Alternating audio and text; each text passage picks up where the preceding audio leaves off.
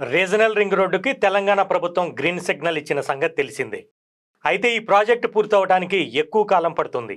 ప్రభుత్వాలు మారినా గానీ ప్రాజెక్టు పూర్తవటం అయితే పక్కా. హైదరాబాద్లో ఇన్నర్ రింగ్ రోడ్డు పడ్డప్పుడు అక్కడ వరకే ఉన్న సిటీ లిమిట్స్ ఆ తర్వాత ఔటర్ రింగ్ రోడ్డు వరకు పెరిగింది.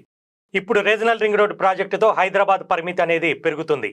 అప్పట్లో ఔటర్ రింగ్ రోడ్డు వస్తుందంటే చాలామంది దానివల్ల ఉపయోగం ఏముంది, అంత దూరంలో ల్యాండ్ ఎవరు కొనుక్కుంటారు, అక్కడ ఎవరుంటారు అని అనుకున్నారు.